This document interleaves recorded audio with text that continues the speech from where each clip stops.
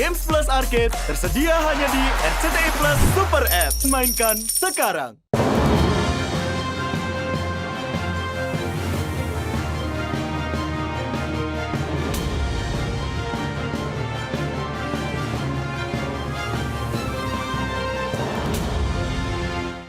Ya, halo pemirsa, apa kabar Anda hari ini? Langsung dari studio IDX Channel Jakarta, saya Prasetyo Wibowo kembali hadir dalam Market Review yang akan mengupas isu-isu yang menjadi penggerak ekonomi Indonesia. Live streaming kami bisa Anda saksikan juga di idxchannel.com dan langsung saja kita mulai Market Review selengkapnya.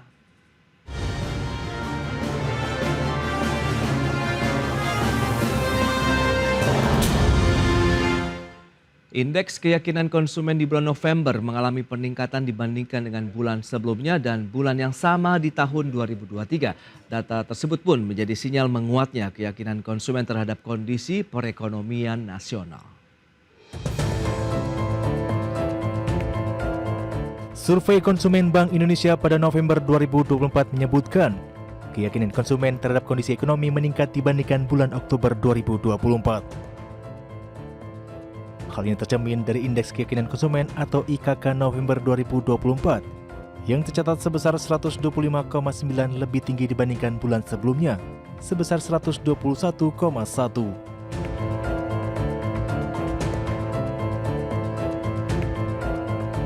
Indeks Keyakinan Konsumen bulan November kembali mencetak tren kenaikan setelah dalam 3 bulan terakhir yaitu Agustus, September, dan Oktober mengalami tren turun.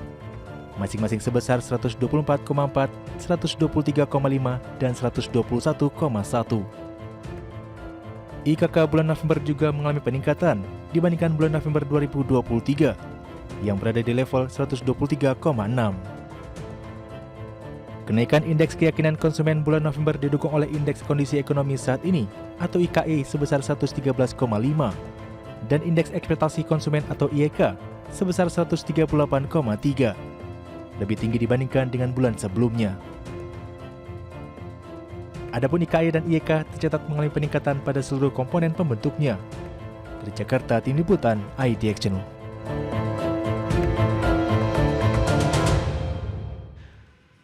Ya, pemirsa, untuk membahas tema kita kali ini, industri retail di tengah kenaikan indeks keyakinan konsumen, kita sudah tersambung melalui Zoom bersama dengan Bapak Alfonsus Wijaya, Ketua Umum Asosiasi Pengelola Pusat Belanja Indonesia atau APPBI. Ya, halo Pak Alfonsus, apa kabar? Ya, Mas Pras, kabar baik. Apa kabar juga, Mas Pras? Kabar baik juga, terima kasih atas waktu yang disempatkan dan sudah bergabung juga ini ada Profesor Telisa Aulia Valianti, Guru Besar Fakultas Ekonomi dan Bisnis Universitas Indonesia. Halo Prof, apa kabar? Ya, baik. Terima kasih. Baik, terima kasih juga atas waktu yang disempatkan dan langsung kita akan review terlebih dahulu nih Prof, bagaimana pandangan Anda juga terkait dengan kondisi ekonomi saat ini, kemudian sektor retail di tanah air di penghujung tahun 2024, Prof. Ya, jadi memang kan seperti musim ya, ada Ya. musim-musimannya ya. Jadi kalau kita lihat jelang akhir tahun ini mulai meningkat kembali optimisme konsumen. Kalau kita lihat tadi disampaikan IKK yang tadinya 3 bulan berturut-turut kemudian ada kenaikan. Jadi ya setelah kering ada hujan, setelah hujan ada kering. Jadi kalau saya Oke. sih melihat bahwa ini adalah fenomena seasonal yang biasa terjadi jelang akhir tahun. Jadi mungkin pesimisme yang tadinya muncul, kemudian kan itu sudah 3 bulan ya. Ada saatnya juga recover. Jadi kalau saya melihat ini ada recovery dari optimisme konsumen. Itu sih yang bisa saya baca sehingga Oke. penjualan retail pun nanti akan membaik. Memang pola seasonal kan jelang Desember biasanya penjualan retail tuh mengalami kenaikan. Nah, di 3 bulan berturut-turut indeks penjualan retail kita sempat turun juga sejalan dengan IKK. Nah, diprediksikan IPR ke depan itu akan ada peningkatan seiring dengan musimnya. Dan kita kan memang baru aja ada momen pilkada, terus kemudian juga nanti akan Nataru. Nah, itu mungkin yang berimplikasi kepada kenapa optimisme konsumen mulai recover seperti itu. Baik. Nah, Pak Alfonsus, kondisi real dari sektor retail kita di tanah air saat ini seperti apa begitu? Kalau tadi sudah disampaikan setelah 3 bulan cenderung turun, kemudian di bulan November begitu ada optimisme baru begitu. Ya, saya kira ini sesuatu hal yang wajar. Saya kira saya setuju dengan Bu Telisa begitu. Jadi saya kira memang Natal tahun baru itu juga menjadi peak season kedua gitu ya setelah Ramadan dan Idul Fitri. Kalau Oke. kita bicara tren penjualan retail di Indonesia begitu. Seperti kita ketahui, sebetulnya kan kondisi daya beli masyarakat kelas menengah bawah itu kan sudah terasa itu menurun sebetulnya sejak di awal 2024 ini begitu ya. Hanya saja di semester 1 2024 itu banyak tertolong oleh momen-momen cukup penting begitu seperti Tahun Baru, kemudian Imlek, Pilpres, Ramadan dan Idul Fitri begitu. Nah, jadi pada saat masuk setelah Idul Fitri di Indonesia itu selalu masuk ke low season begitu. Hanya saja low season tahun ini low seasonnya sangat dalam gitu ya akibat daya beli masyarakat kelas menengah bawah yang memang mengalami tekanan begitu. Nah, kemudian seperti tren umumnya menjelang Natal Tahun Baru itu akan naik lagi begitu. Nah, ini memang sekarang terjadi. Jadi saya kira ini sesuatu yang wajar begitu. Nah, khusus di November tadi seperti sudah disampaikan juga oleh Bu Telisa bahwa itu kan ada pilkada gitu ya kemarin. Meskipun memang pilkada kondisinya di penjualan retail tidak setinggi seperti pada saat Pilpres begitu. Baik. Tetapi saya kira pilkada kemarin cukup menolong lah begitu ya di November begitu. Nah, jadi saya kira ini akan terus terjadi, semua indikator saya kira akan meningkat terus sampai dengan nanti akhir tahun, bahkan saya kira ini akan berlanjut terus sampai dengan Q1 2025 begitu. Kenapa? Q1 2025 itu ada nanti tahun baru begitu ya. Kemudian lanjut dengan Imlek. Kemudian lanjut lagi dengan Ramadan karena Ramadannya ini maju nih ya. Lanjut dengan Idul Fitri begitu. Baik. Nah, yang perlu diwaspadai adalah justru setelah Idul Fitri, karena di tren di Indonesia itu kan selalu masuk Idul Fitri masuk ke setelah Idul Fitri itu low season begitu. Nah, Baik. kalau tahun ini low seasonnya dalam, tahun depan low seasonnya panjang gitu karena Ramadannya akan lebih awal begitu, sehingga low seasonnya menjadi lebih panjang begitu. Untuk setelah Idul Fitri sampai ke Nataru, tahun depan akan sangat panjang begitu. Jadi saya mengistilahkannya kalau tahun ini low seasonnya dalam, tahun depan low seasonnya akan panjang begitu. Jadi saya kira itu yang harus diantisipasi. Nah, Oke. kalau kita kembali lagi ke tahun ini, jadi saya kira ini sesuatu yang memang ditunggu-tunggu oleh para pelaku industri retail di Indonesia, Natal dan Tahun Baru.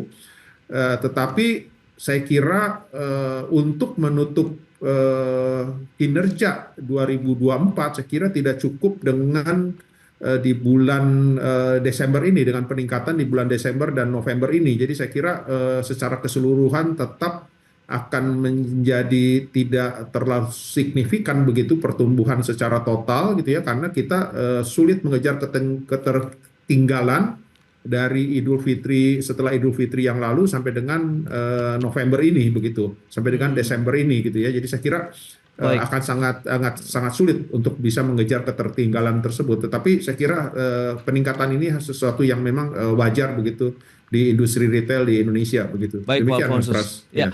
Lah, Prof. Telisa, lantas bagaimana dengan Bank Indonesia yang telah merilis data indeks keyakinan konsumen tadi yang sudah disampaikan di November 125,9 naik dibandingkan dengan Oktober, kemudian naik juga kalau kita lihat dibandingkan dengan periode yang sama di tahun 2023. Kondisi realnya di lapangan apakah karena memang momentum siklikal saja kah atau ada perbaikan nih dari sisi fundamental ekonomi kita? Ya kalau saya melihat efek low base ya.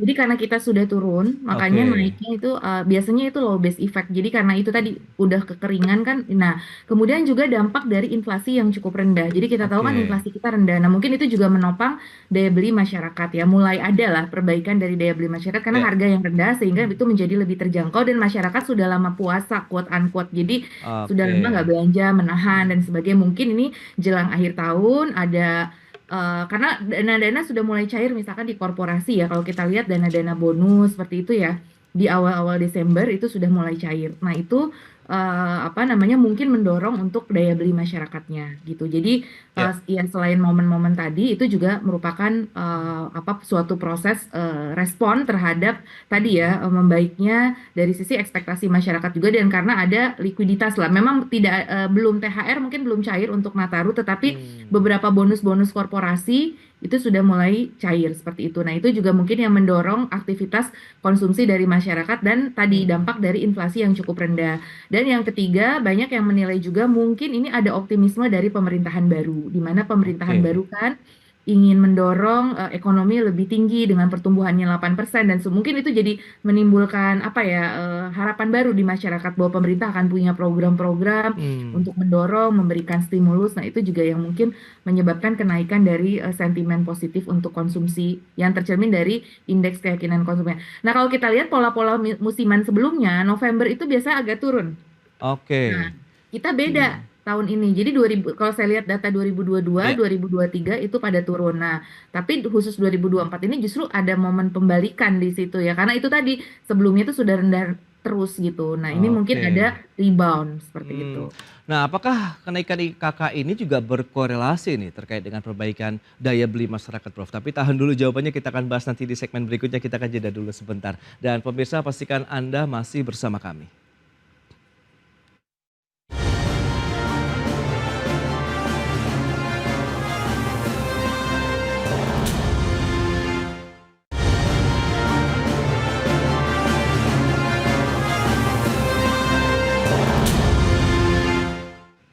Ya, terima kasih Anda masih bergabung bersama kami dalam Market Review, pemirsa. Dan berikut ini kami sampaikan data terkait dengan aktivitas ataupun kinerja dari IKK di bulan November 2024. Data selengkapnya bisa Anda saksikan di layar televisi Anda.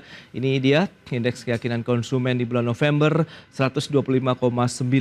Kalau kita bandingkan dengan November 2023 juga lebih tinggi. Kemudian dibandingkan dengan Oktober sebelumnya 121,1 juga lebih tinggi. Dan kita tahu indeks keyakinan konsumen ini ditopang oleh indeks kondisi ekonomi saat ini. Kita akan lihat grafis berikutnya. Di bulan November tercatat 113,5 poin. Kemudian kita bandingkan dengan Oktober 2024 109,9. Kemudian November 2023 di 113. Jadi memang masih lebih tinggi. Kemudian berikutnya indeks ekspektasi konsumen di bulan November tercatat 138,3 survei dari Bank Indonesia dibandingkan dengan Oktober 2024 132,4, kemudian November 2023 134,2. Jadi rata-rata memang mengalami kenaikan. Baik, kita akan lanjutkan kembali perbincangan bersama dengan Profesor Telisa Aulia Valianti. Beliau adalah Guru Besar Fakultas Ekonomi dan Bisnis Universitas Indonesia. Kemudian Bapak Alfonsus Wijaya, Ketua Umum Asosiasi Pengelola Pusat Belanja Indonesia. Baik,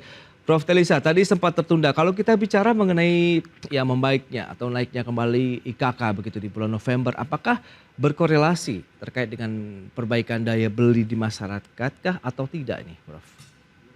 Ya, jadi kan kalau kita lihat data tabungan, memang pada kelompok-kelompok tertentu masih tumbuh ya. Jadi pada kelompok menengah atas itu tabungan masih cukup tumbuh. Karena kalau kita lihat IKK yang meningkat banget itu di atas 5 juta, yang pendapatannya di atas 5 juta, di mana mereka juga cenderung memiliki tabungan.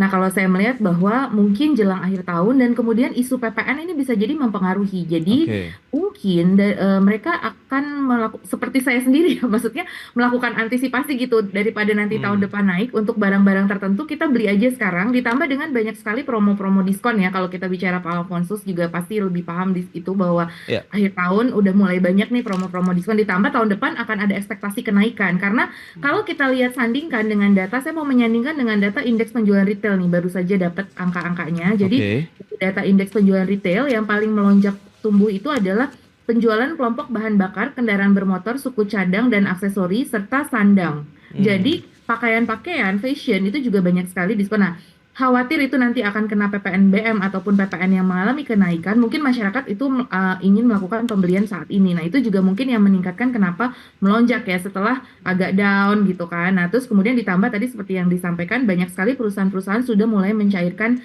dana-dana bonus menjelang akhir tahun ya, bonus-bonus kinerja seperti itu. Nah, itu mungkin yang mempengaruhi daya beli. Nah, tapi saya belum bisa menyimpulkan daya beli secara keseluruhan karena belum melihat data LPS per kategori, karena ada juga kan yang di bawah 50 juta, di bawah 100 juta, di bawah 10 juta. Jadi beda-beda kelompoknya. Nah, ya memang tabungannya ya. Nah, itu yang tabungan-tabungan atas sih sebetulnya yang lebih growing gitu. Nah, itu mungkin yang menopang indeks keyakinan konsumen, karena memang indeks keyakinan konsumen ini sekali lagi lebih tinggi di kelas menengah atas seperti itu, yang optimismenya lebih tinggi seperti itu. Nah, kalau di kelas menengah bawah kan mungkin menunggu realisasi bansos dan bagaimana nanti realisasi dari program makan bergizi gratis itu ya yang akan mendorong optimisme. Tapi kan sudah digadang-gadang sehingga itu juga mungkin mempengaruhi optimisme dari kelas menengah bawah juga gitu. Jadi kalau kelas menengah atas terpengaruh oleh bonus kinerja dan antisipasi terhadap kenaikan PPN dan dengan tabungan yang masih mendukung, Nah, di kelas bawah dengan program-program MBG dan mungkin nanti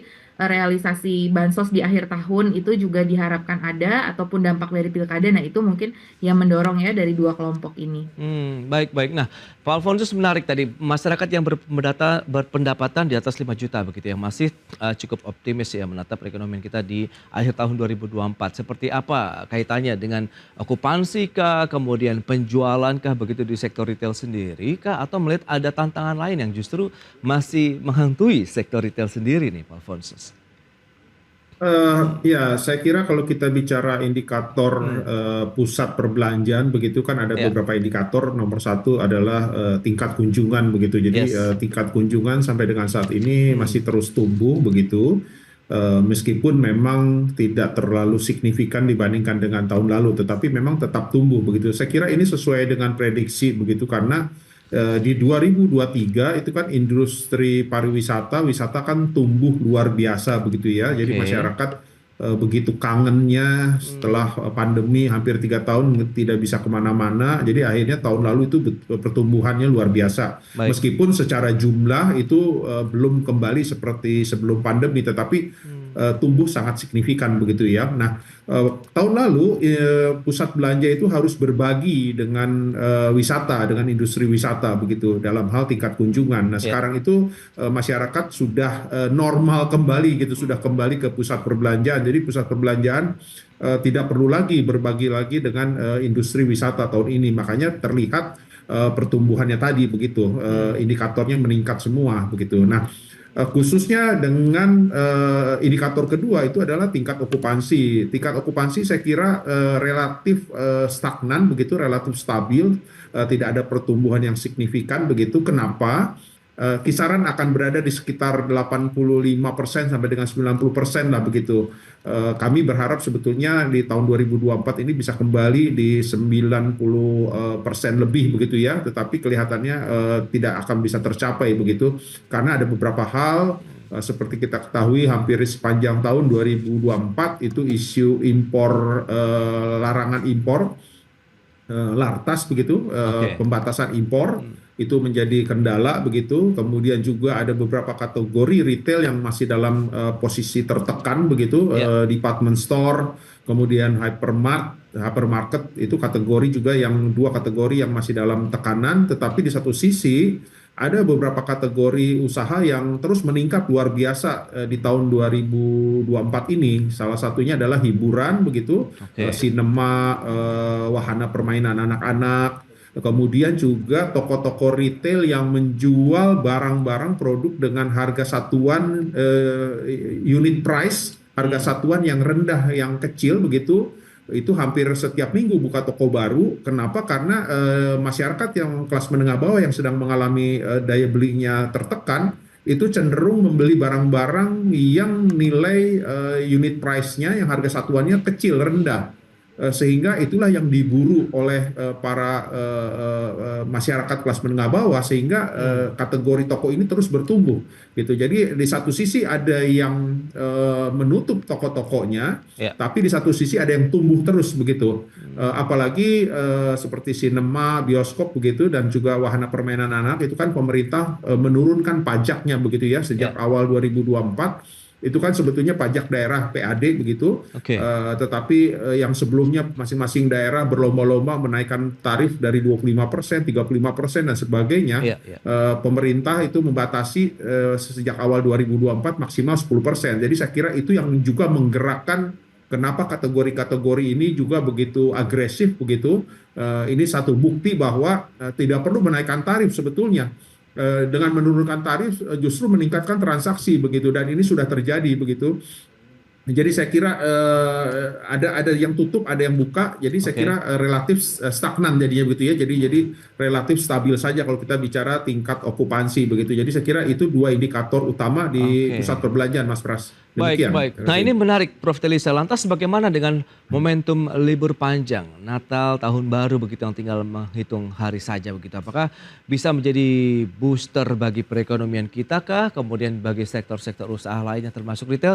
Kita akan bahas nanti di segmen berikutnya. Kita akan jeda kembali sebentar. Dan pemirsa, kami akan segera kembali usai pariwara berikut ini.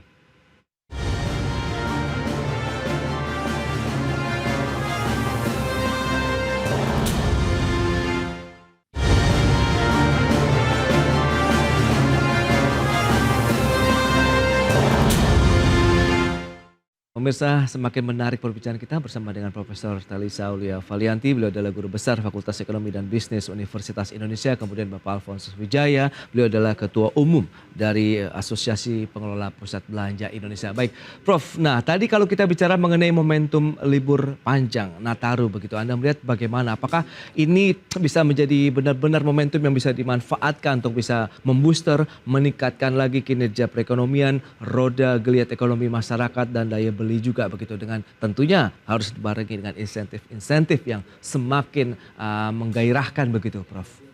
Ya, tentu dalam hal itu seasonal effect selalu ada, di mana Nataru ini tentu akan memberikan dorongan, tapi ya itu tadi ya, itu kan sifatnya temporer ya. Oke. Kita juga membutuhkan booster-booster yang sifatnya bukan hanya temporer ya, berulang. Jadi memang kalau kita lihat pola pertumbuhan ekonomi Indonesia itu memang sangat tergantung pada event. Jadi itu sih, jadi Oke. fundamentalnya itu belum terlalu kuat. Fundamental itu dari apa? Biasanya dari investasi, inovasi, produktivitas. Nah, kalau Ya, yang ya. sifatnya temporer, konsumsi, event. Nah, ekonomi Indonesia itu dominannya masih event gitu. Jadi belum dari fundamentalnya. Makanya nanti kalau eventnya udah selesai tadi, yang seperti Bapak Alfonso sampaikan, jangka panjang nanti kalau jaraknya jauh dari Ramadan ke Nataru berikutnya, karena Ramadannya maju, wah itu jadi kekeringannya jadi panjang gitu kan. Nah, jadi kita harus menciptakan event-event di tengah-tengah itu. Misalkan kita adakan konser-konser atau apa, kita kan gagal ya selalu mengadakan konser-konser besar, sehingga akhirnya dana-dana tiket itu menjadi kebocoran devisa ke negara lain. Karena apa? Kita Ya, tidak dipercaya untuk menyelenggarakan event-event. Nah,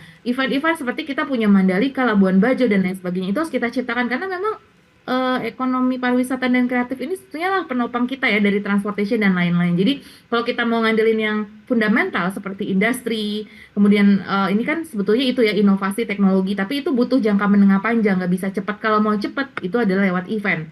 Nah, makanya bagaimana untuk mensustain pertumbuhan ekonomi kita yang masih berbasis pada event, ya kita harus menciptakan event-event tadi. Nah, tapi bagaimana syaratnya kita melakukan event di tengah nih dunia lagi geopolitik, lagi perang ya, di mana-mana kan. Iya. Di Korea ada darurat militer, kemudian di Suriah ada penggulingan, dan kemudian macam-macam lah. Ini banyak sekali kan isu yang berkembang secara geopolitik. Nah, tapi ya Indonesia masih punya peluang. Oke. Kita tetap harus optimis. Nah, ciptakan event-event tadi karena memang tadi pola ekonomi kita masih berbasiskan kepada event seperti itu. Baik, Pak Alfonsus, strategi apa yang sudah disiapkan dari teman-teman APBBI begitu untuk menyambut libur Natal tahun ini ya begitu? Apakah diskon besar-besaran akan diberikan? Kemudian bagaimana supaya bisa menjaga performa dari sisi pendapatan sendiri begitu? Ya, pertama mungkin harus disampaikan bahwa ini adalah kesempatan terakhir bagi kita di tahun 2024 begitu Oke. untuk bisa meraih penjualan pertumbuhan semaksimal mungkin begitu. Jadi saya kira Ya, ya. tidak ada jalan lain karena ini kesempatan terakhir begitu. Jadi kita semua harus all out begitu ya. Oke. Dan seperti kita ketahui bersama bahwa konsumsi masyarakat itu adalah kan menjadi penopang utama gitu untuk pertumbuhan ekonomi Indonesia. Jadi saya kira kalau ingin mempertahankan pertumbuhan Indonesia di atas 5%, jadi saya kira di kesempatan terakhir ini ya saya kira justru yang porsi yang paling besar itu konsumsi masyarakat yang harus didorong terus begitu. Saya harus dimaksimalkan begitu supaya pertumbuhan kita di 2024 secara total masih bisa tetap di atas 5% begitu. Jadi tidak ada jalan lain. Nah, kami di industri retail sebetulnya ya sudah terbiasa begitu bahwa setiap menjelang Natal tahun baru pasti kami akan maksimal, tetapi khusus untuk tahun ini saya kira tidak ada jalan lain, harus lebih maksimal lagi begitu supaya konsumsi masyarakat semakin lebih tinggi dari biasanya, supaya tadi pertumbuhan kita di 2024 bisa tercapai. Apa yang kami lakukan? Tentunya dengan promo-promo belanja begitu ya, itu saya kira sudah umum dilakukan, dan kemudian juga dilakukan dengan berbagai kegiatan acara event begitu ya, itu kegiatan acara event dilakukan oleh pusat-pusat perbelanjaan untuk menarik konsumen datang. Kemudian promo-promo diskon, promo-promo bukan hanya diskon saja, berbagai promo belanja begitu diberikan. Jadi satu adalah strateginya menarik dulu dengan berbagai event, kegiatan, acara-acara. Kemudian begitu setelah datang mereka akan diberikan berbagai macam promo belanja supaya mereka berbelanja. Jadi bukan hanya sekedar datang tetapi juga berbelanja. Saya kira strategi itu yang dilakukan oleh teman-teman pusat perbelanjaan dan juga teman-teman dari para peritel begitu. Nah, khusus untuk tahun ini kami bekerja sama dengan Kementerian Perekonomian, Menko Perekonomian dan juga Perdagangan dan juga berbagai kementerian lembaga lain begitu untuk bisa membuat event khusus yang kami namakan belanja di Indonesia aja begitu yang akan berlangsung tanggal 20 sampai dengan tanggal 29. Ini adalah acara khusus untuk menutup tahun dimaksudkan untuk tadi menggenjot kesempatan terakhir begitu di tahun 2024 untuk bisa meningkatkan konsumsi masyarakat. Jadi akan digelar program belanja khusus tambahan selain yang memang sudah berlaku seperti umumnya pada saat menjelang Natal dan Tahun Baru. Jadi itulah yang akan dilakukan oleh teman-teman pusat perbelanjaan dan juga dengan para peritel begitu, dengan Asosiasi Hipindo dan juga dengan Apindo begitu ya, Asosiasi Peritel Indonesia dan juga Hipindo, Asosiasi Himpunan Pengusaha Retail dan Penyewa Pusat Belanja Indonesia begitu. Ya, itu yang akan lakukan. Jadi itu acara khusus di dalam target untuk bisa mendorong konsumsi masyarakat menjelang akhir tahun begitu. Demikian Mas Pras. Ya, proyeksi berarti kira-kira seperti apa nanti kinerja retail begitu sampai dengan akhir tahun 2024 ini nih Pak Alfonsus? Secara total kembali lagi yang tadi saya sampaikan bahwa tidak hanya single digit begitu saya maksud. Jadi tidak akan double digit begitu ya. Kenapa? Karena meskipun misalkan kita berhasil mendorong penjualan di Desember ini, tetapi kita punya ketertinggalan yang cukup dalam gitu ya sejak Idul Fitri berakhir tahun ini sampai dengan November yang lalu begitu. Itu yang kami rasakan di mana terkesan pemerintah kurang maksimal begitu di dalam mengatasi daya beli masyarakat begitu, khususnya yang kelas menengah bawah. Jadi yang tadi saya sampaikan di awal bahwa tahun ini low seasonnya sangat dalam begitu ya, karena pemerintah kurang greget begitu ya, kurang bisa memberikan berbagai macam stimulus ataupun gerakan-gerakan ataupun ya program-program lah begitu untuk mengatasi masalah daya beli masyarakat kelas menengah bawah ini begitu. Jadi saya kira secara total nanti di 2024 ya, saya kira pertumbuhannya tidak akan double digit, hanya akan single digit saja begitu.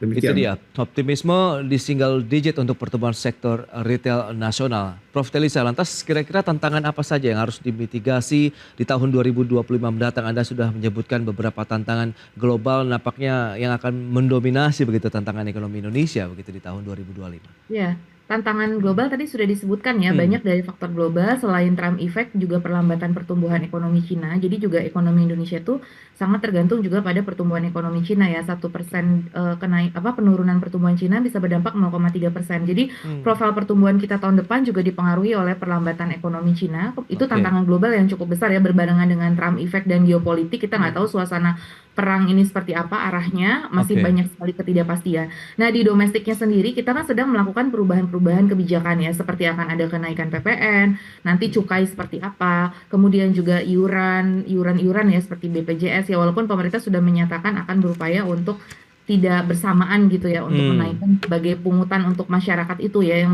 meningkatkan beban. Nah, tapi di sisi yang lain itu kan ada program-program baru nih dari pemerintah yang menjadi harapan akan diberikan stimulus-stimulus. Nah, tapi di satu sisi kan subsidi BBM itu akan lebih dibatasi ya. Jadi ada pembatasan-pembatasan lah untuk kelas menengah juga yang selama ini mungkin menikmati subsidi BBM. Tapi kan itu memang on the track, kita harus mengurangi fossil fuel dan harus beralih ke energi baru terbarukan. Nah, itu harapannya nanti energi baru terbarukan juga bisa memberikan stimulus baru gitu kepada ekonomi kita. Karena tadi subsidi BBM kan memang mulai dikurangi. Nah, kita memang harus segera shifting ke energi baru terbarukannya. Jadi, profil pertumbuhan ekonomi tahun depan, pemerintah sih pengennya kan 5,3% atau di APBN 5,2 sampai 5,3%. Nah, itu tantangannya dengan adanya kemungkinan PPN naik ya, inflasi juga bisa ada sedikit kenaikan, dan jangan lupa cuaca ekstrim itu juga mempengaruhi. Jadi yang di domestik harus diperhatikan juga selain kenaikan pajak atau perubahan aturan-aturan pemerintah kepada masyarakat, itu juga dikaitkan dengan cuaca. Jadi cuaca ini katanya diperkirakan akan sampai bulan April, memprediksikan ya La Nina ataupun hujan yang cukup ekstrim. Itu diperkirakan oleh yang kami dengar itu adalah sampai Maret 2025, Maret atau April lah paling lama gitu. Jadi kan sama kuartal 1 tuh berpengaruh banget ya. Kita kegiatan konsumsi ini kalau hujan itu akan terpengaruh ya. Jadi walaupun dari sisi production mungkin ya, tapi kalau hujannya terlalu berlebihan dari sisi produksi pangan itu juga malah akan berdampak negatif gitu kan. Jadi Betul. karena ada longsor dan sebagainya. Jadi itu juga yang harus diwaspadai ya, tantangan dari sisi cuaca atau climate change yang itu mungkin mempengaruhi aktivitas di masyarakat. Jangan lupa PMI kita juga turun terus, masih di level kontraksi untuk Purchasing Manager Index ya, atau Iya. Purchasing Index. Nah, itu juga yang harus diwaspadai gimana kita meningkatkan itu. Jadi, itu tadi sih menciptakan event-event dan menciptakan terobosan kebijakan justru untuk mendorong konsumsi masyarakat. Nah, upah minimum Apindo kayaknya belum setuju ya dengan kenaikan 6,5 gitu, Oke. karena itu menjadi beban. Tapi di satu sisi mungkin itu bisa menaikkan daya beli. Ya bagaimana bertemu lah antara pengusaha, pemerintah dan pekerja gitu kan, untuk ya solusinya kita kan bersama nih di satu perahu yang sama untuk tadi intinya kan ingin sama-sama meningkatkan produktivitas perekonomian dan kemudian juga meningkatkan konsumsi supaya tadi kita bisa bersama-sama menikmati kue pertumbuhan ekonomi. Nah, jadi Iya, iya. apakah kita masih bisa mencapai 5,2 ya, itu jadi masih tantangan tersendiri. Maksudnya harapan yang ingin 5,2 sampai 5,3 untuk bertahan di 5 saja itu tantangannya banyak gitu. Jadi Yes, itu yang betul. mungkin harus menjadi kewaspadaan kita ya dalam ekonomi ke depan. Ya itu dia, memang kita akan menunggu seperti apa ramuan ya dari para pemangku kebijakan begitu di negeri untuk bisa menjadi daya ungkit lagi terhadap aktivitas perekonomian di Indonesia. Apalagi tantangan global di tahun 2025 itu tidak main-main begitu, di mana tekanan-tekanan kemudian banjir dari produk-produk ekspor begitu, produk-produk impor maksud saya, ini menjadi kekhawatiran tersendiri ya terhadap beberapa sektor usaha di Indonesia. Berarti ini akan menjadi salah satu benang merah juga yang perlu dilihat begitu, bagaimana upaya menjaga resiliensi ekonomi Indonesia di tahun 2025 mendatang. Itu adalah menjadi kewajiban bersama begitu, baik dari si pemerintah, pelaku usaha dan juga masyarakat. Prof. Telisa, terima kasih banyak atas waktu sharing dan juga analisis yang sudah Anda berikan kepada pemirsa pada hari ini. Pak Alfonsus, terima kasih atas update Terima kasih. dan informasi juga yang diberikan kepada pemirsa. Selamat melanjutkan aktivitas Anda kembali. Salam sehat, terima kasih, sampai berjumpa kembali. kasih. Prof. Telisa, Pak Alfonsus. Ya, terima kasih. Terima kasih Mas Pras, terima kasih Bu. Konsul, Selamat. Pak. Nah, makasih. Ya pemirsa, jangan beranjak dari tempat Anda karena sesaat lagi kami akan kembali dengan tema menarik lainnya terkait dengan menakar resiliensi industri otomotif di tahun 2025. Market Review segera kembali.